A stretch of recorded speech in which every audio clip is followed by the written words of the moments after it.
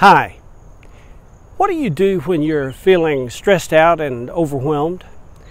I've found that when I'm feeling frazzled, a walk in the countryside can do me a world of good. Of course, this time of year in the South, it's usually too hot to go outside during the middle part of the day, but later in the afternoon when things begin to cool off, a stroll outdoors can be so relaxing and so calming. Jesus did a lot of his teaching and preaching outdoors, and he used objects in nature as object lessons to help get his points across.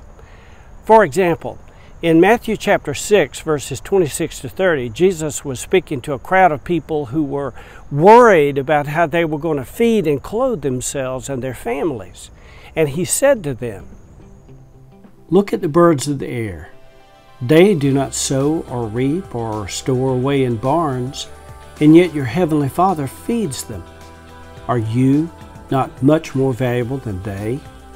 I'm sure Jesus pointed up at the birds flying overhead, and he said, "Who of you by worrying can add a single hour to his life? And why do you worry about clothes? See how the lilies of the field grow. They do not labor or spin. Yet I tell you that not even Solomon in all his splendor was dressed like one of these."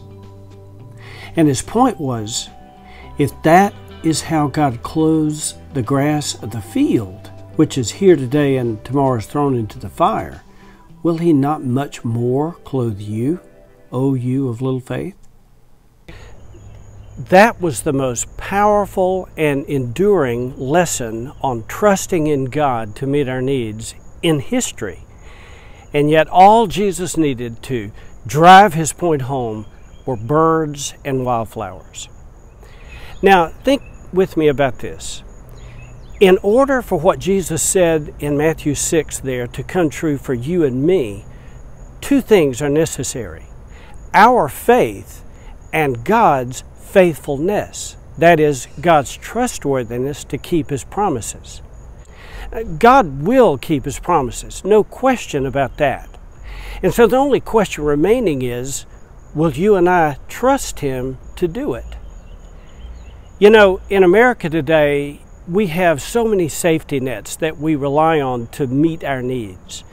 Insurance policies, unemployment benefits, food pantries, homeless shelters, and on and on.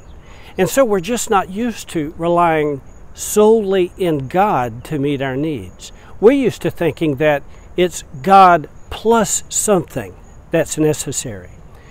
But when we're forced to walk by faith in God alone, we discover that faith in God is all we really need.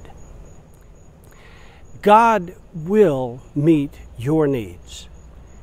I pray that God will fix that truth firmly in your mind so that you will be encouraged. Now go out and have a wonderful day in the Lord.